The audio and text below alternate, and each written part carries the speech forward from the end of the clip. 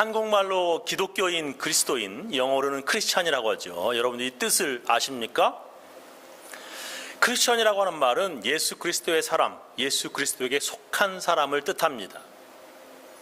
여러분은 예수님께 속한 크리스찬입니까? 당신은 정말 진짜 크리스찬입니까? 어떤 사람을 보고 진짜 크리스찬이라고 합니까? 오늘 읽은 성경을 보면 그리스도의 영이 없으면 그리스도의 사람, 즉 크리스찬이 아니라 이렇게 말씀하십니다. 오늘 읽은 말씀이죠. 만일 너희 속에 하나님의 영이 거하시면 너희가 육신에 있지 아니하고 영에 있나니 누구든지 그리스도의 영이 없으면 그리스도의 사람이 아니다 라고 말씀하세요. 그리스도의 영, 즉 성령이 여러분에게 없으면 그리스도의 사람, 즉 크리스찬이 아니라는 것입니다. 우리 안에 성령이 계시지 않으면 우리가 예수의 사람이 아니라는 것입니다. 여러분은 성령에 대해서 알고 있습니까? 여러분은 성령을 받으셨습니까? 그렇다면 언제 받으셨습니까? 그리고 지금 여러분 안에 성령이 계십니까? 오늘부터 성령에 대해서 집중적으로 배울 것입니다. 제일 먼저 성령이 무엇인지 성경을 찾아가면서 대략적으로 성령에 대해서 배우도록 하겠습니다. 성령은 하나님의 영, 또한 예수 그리스도의 영이라 이렇게 말합니다. 이 세상을 창조하신 하나님이신 성부, 우리를 구원하신 하나님의 아들 성자, 그리고 하나님의 영이자 예수 그리스도의 영이신 성령, 이렇게 성부, 성자, 성령이 있습니다. 우리는 성부 되신 하나님, 성자 되신 예수님에 대해서 잘 알고 있지만 하나님의 영이자 그리스도의 영이신 성령에 대해서는 잘 모릅니다. 성령에 대해서 잘 모르는 사람들이 참 많습니다. 성경에서도 성령에 대해서 잘 모르던 사람들에 대해서 기록하고 있습니다. 사도 바울이 전도 여행 중에 예배소라고 하는 도시에서 예수 믿는 사람들을 만났습니다. 바울은 그들에게 성령에 대해서 물으니까 그들은 성령이 있는지도 모른다 이렇게 대답을 했던 것 성경책에 나오지요. 사도행전 19장 2절에 보면 가로되 너희가 믿을 때에 성령을 받았느냐? 가로되 아니라 우리는 성령이 있음도 듣지 못하였노라 이렇게 대답을 합니다. 성령에 대해서 알지도 못하고 들어보지도 못했다라고 하는 것입니다. 그 당시에 또한 지금도 성령에 대해서 잘 모르는 사람들이 많습니다. 이렇게 성령에 대해서 모르고 성령을 받지 않으면 진정한 그리스도인이 아닙니다.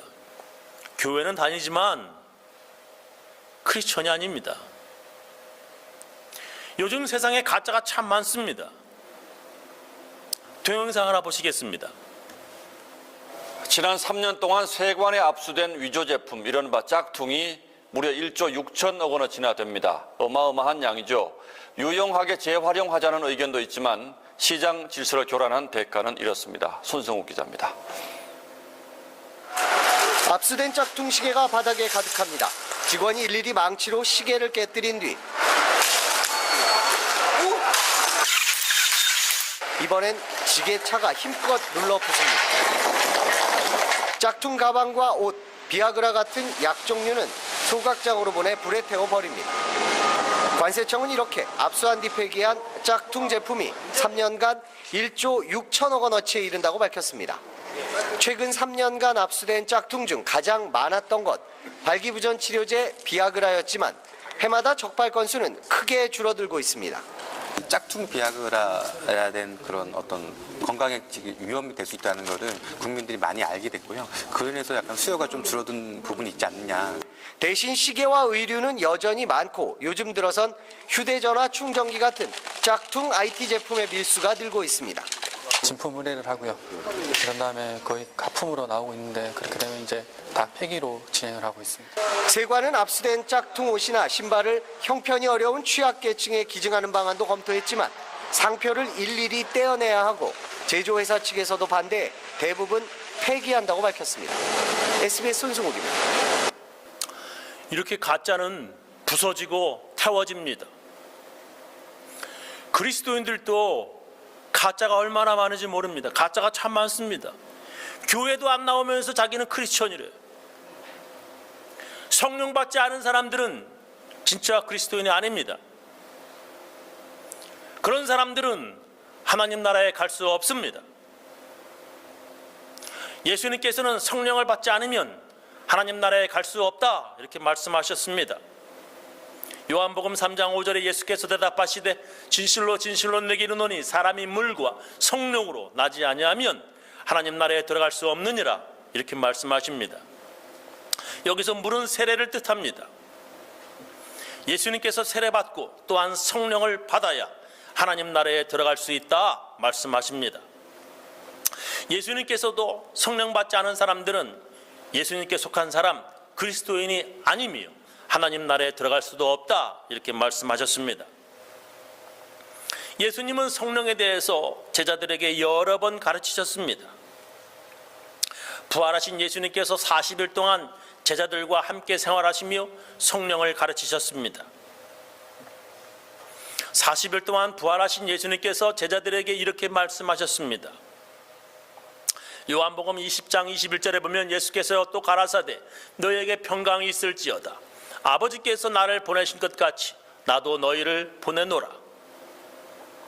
이 말씀을 하시고 저희를 향하사 숨을 내쉬며 가라사대 성령을 받으라 이렇게 말씀하셨습니다.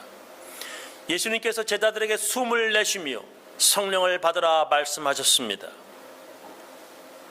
이제 예수님이 하늘로 올라가시면 제자들과 헤어지게 될 것이니 예수님은 제자들이 성령 받기를 원하셨던 것입니다.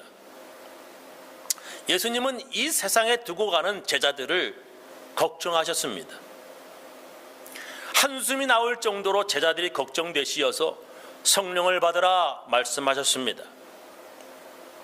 제자들은 예수님이 십자가에 죽으시고 나서 자기들도 잡혀 죽을까 봐 두려워 떨었습니다.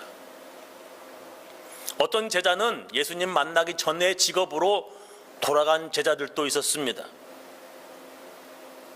그리고 그들은 부활하신 예수님을 만나서 성령을 받을 준비하라고 하는 예수님의 말씀을 듣게 되었습니다. 예수님은 하늘로 올라가시기 전에도 여러 번 제자들에게 성령에 대해서 말씀하셨습니다. 성경을 보면 예수님은 십자가에 돌아가시기 전에도 여러 번 성령에 대해서 제자들에게 말씀하셨습니다. 요한복음 14장 16절에 보면 내가 아버지께 구하면 아버지께서 다른 보호자, 여기서 보혜사라고 나오는데 보호자라고 하는 뜻입니다. 보호자를 너희에게 보내 영원히 너희와 함께 있게 하실 것이다. 그분은 진리의 성령이시다. 세상은 그분을 보지도 못하고 알지도 못하기 때문에 그분을 받아들일 수가 없다.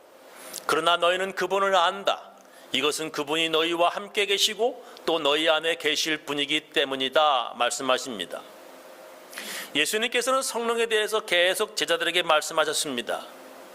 예수님은 하나님께로 가면 제자들에게 성령을 보내주겠다 말씀하셨습니다. 요한복음 16장 7절 이하에 보면 그러하나 내가 너희에게 실상을 말하노니 내가 떠나가는 것이 너희에게 유익이라.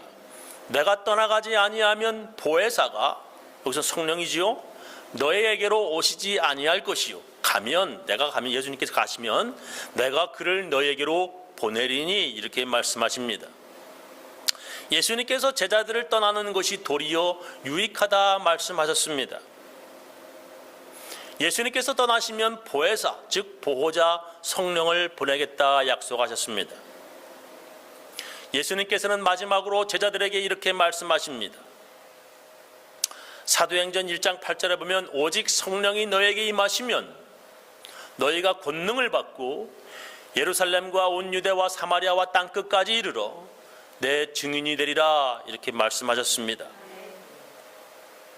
제자들이 성령을 받아야 예수님의 증인이 되는 능력을 가지게 된다 이렇게 말씀하시는 것입니다. 제자들이 성령을 받지 못하면 땅끝까지 이르러 예수님의 증인, 즉 진정한 그리스도인이 될 수 없는 것입니다. 성령을 받지 않으면 그리스도인이 아니라고 하는 것입니다. 성경을 보면 예수님의 제자들은 무능력하고 믿음도 부족하고 좀 어리석어 보입니다. 제자들은 예수님께 여러 번 믿음이 적다고 책망을 받습니다. 예수님께서 제자들을 너 왜 이렇게 믿음이 없니? 하면서 책망을 하셨습니다. 제자들은 자기들 중에 누가 제일 큰 자인지 서로 말다툼까지 하기도 했습니다. 어떤 제자의 푼수 같은 어머니는 예수님께 나와서 자기 아들이 높은 자리, 즉 예수님의 좌우에 앉게 해달라고 간청했습니다. 제자들은 예수님 없을 때 귀신 들린 어린 아이 하나 치료하지 못하는 무능력한 사람들이었습니다. 제자들 중에 예수님이 가장 아끼던 베드로는 예수님이 잡히실 때 무서워서 예수님 모른다고 3번씩이나 부인했습니다. 이렇게 예수님의 제자들을 보면 무능력하고 어리석어 보이고 어쩐지 좀 덜 떨어진 그러한 사람들이었습니다. 예수님이 십자가에 죽으실 때 제자들은 모두 도망쳐서 은밀한 곳에 숨었습니다. 전에는 내가 예수님의 제자하는 것을 자랑하던 그들이 이제는 사람들을 만나기도 무서워서 집에서 나오지도 않았습니다. 예수님이 떠나신 후에 예수님을 따라다녔던 사람들, 예수님을 따라다니는 것이 자랑스럽게 여기던 그런 사람들은 모두 두려워서 숨어 다녔습니다.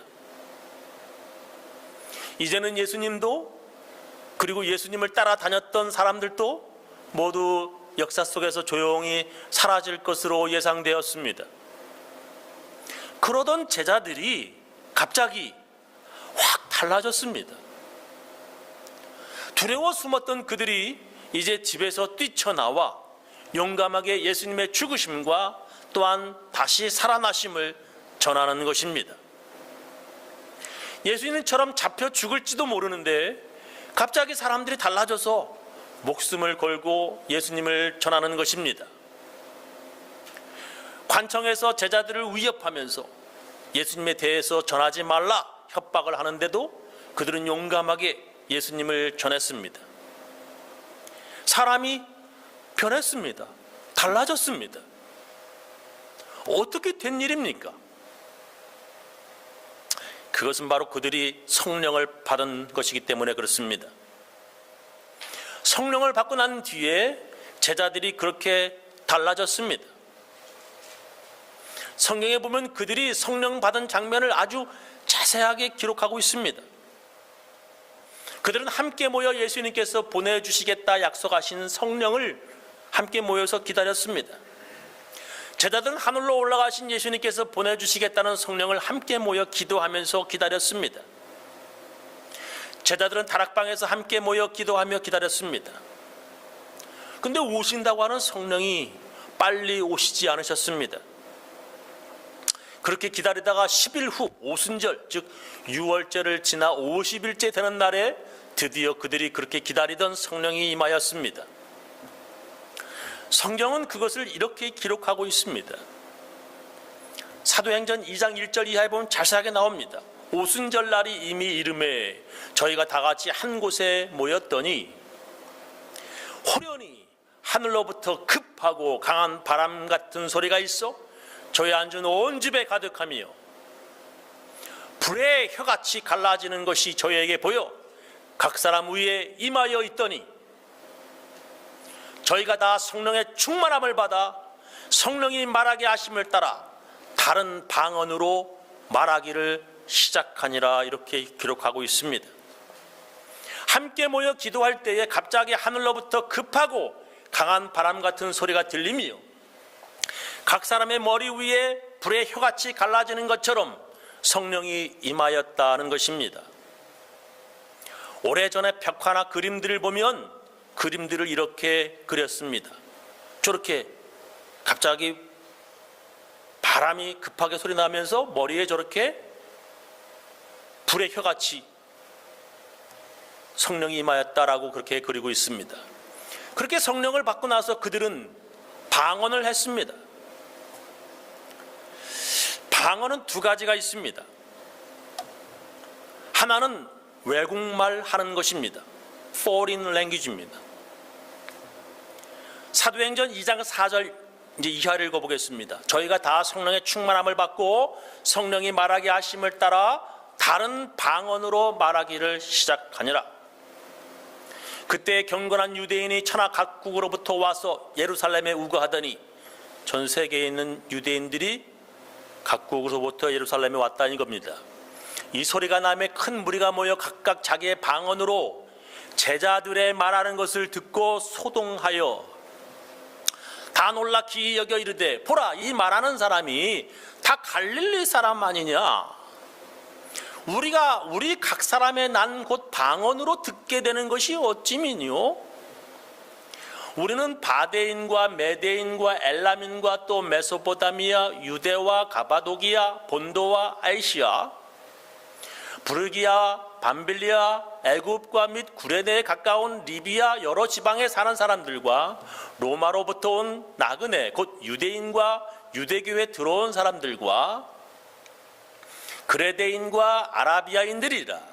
우리가 다 우리의 각 방언으로 하나님의 큰 일을 말함을 듣는도다 하고 다 놀라며 의욕하여 서로 가로되 이 어찐 일이냐 하며 또 어떤 이들은 조롱하여 가로되 저희가 세술에 취하였다 하더라 라고 기록하고 있습니다.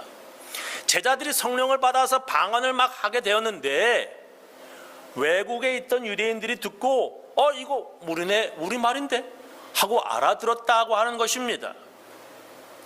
이렇게 방언은 외국어로 들리는 그러한 방언이 있습니다. 또 다른 방언은 외국 사람들조차 알아듣지 못하는 말입니다. 아무도 알아듣지 못하는 말입니다. 아무도 알아듣는 사람이 없고 오직 하나님과 천사들만 알아듣는 말이라고 하는 다른 방언, 두 번째 방언이 있습니다. 고린도전서 14장 2절에 보면 방언을 말하는 자는 사람에게 하지 아니하고 하나님께 하나니 왜 그러냐? 알아듣는 자가 없고 그 영으로 비밀을 말함이니라 라고 하는 말씀이 나옵니다. 방언을 말하는 자는 사람에게 하지 않고 하나님께 한다. 왜 그러냐? 그것은 방언은 아무도 알아듣지 못하기 때문이라 라고 하는 것입니다. 영으로 아무도 알아들을 수 없게 비밀이 말하는 것이 바로 두 번째 방언입니다. 그래서 방언은 사람에게 하는 말이 아니라 하나님께 하는 말이라는 것입니다. 또 다른 성경 구절을 보면 이렇게 기록되어 있습니다. 고린도전서 13장 1절 내가 사람의 방언과 첫 번째 방언입니다. 천사의 말 두 번째 방언입니다. 할지라도 사랑이 없으면 소리나는 구리와 울리는 꽹과리가 되고 라고 하는 말씀이 나오지요. 여기에서도 사람의 방언은 외국 사람이 알아들을 수 있는 방언이고요. 다른 방언 즉 아무도 알아들을 수 없는 천사의 말이 있다라고 기록하고 있습니다. 제자들은 이렇게 성령을 받았고 방언까지 하게 되었습니다. 제자들은 이렇게 놀라운 경험을 하고 나서 그들은 이거보다 더 놀라운 일들을 경험합니다. 제자 중 베드로와 요한이 성전에 들어가는데 성전 문 앞에 구걸하던 안진뱅이가 있었습니다. 그 안진뱅이는 태어나면서부터 걷지 못하고 앉아 있어야만 했습니다. 그가 베드로와 요한에게 돈을 달라 구걸을 하였습니다. 그때 베드로가 그를 붙잡아 일으키면서 이렇게 말하였습니다. 베드로가 가로되 은과 금은 내게 없거니와 내게 있는 것으로 내게 주노니 곧 나사렛 예수 그리스도의 이름으로 걸으라 하고 오른손을 잡아 일으키니 그의 발과 발목이 곧 힘을 얻고 뛰어 서서 걸으며 그들과 함께 성전으로 들어가면서 걷기도 하고 뛰기도 하며 하나님을 찬미하니 모든 백성이 그 안진뱅이 걷는 것과 및 하나님을 찬미함을 보고 그 본래 성전 미문에 앉아 구걸하던 사람인 줄 알고 그의 당한 일을 인하여 심히 기이 여기며 놀라니라 라고 하는 말씀이 나옵니다. 태어나면서 안진뱅이를 이 성령이 충만한 베드로가 고친 것입니다. 이렇게 성령을 받은 예수님의 제자들이 놀라운 능력을 행하면서 전도하였습니다. 그리고 그들은 목숨을 걸고 또한 순교하면서 멀리 외국에까지 전도해서 지금의 세계 곳곳에 교회가 세워지게 되었습니다. 이러한 모든 것이 바로 성령의 힘이며 또한 성령 받은 진짜 그리스도인들의 능력입니다. 우리는 오늘부터 성령에 대해서 자세히 배울 것입니다. 제일 먼저 우리가 알아야 할 것은 성령 받지 않은 사람들은 진정한 예수님의 제자가 아니라고 하는 것입니다. 성령 받지 않은 사람들은 진짜 그리스도인이 아닙니다. 이제는 성령의 시대이며 반드시 성령을 받아야 진정한 그리스도인인 것입니다. 제자들이 예수님을 따라다녔지만 언제나 어리석었고요, 믿음이 적었고요, 두려워하기만 했습니다.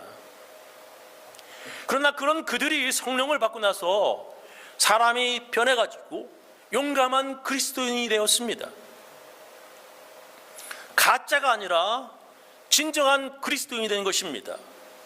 이 세상에 얼마나 많은 가짜 그리스도인들이 많은지 모릅니다. 우리는 성령을 받아서 진정한 그리스도인이 되어야 합니다.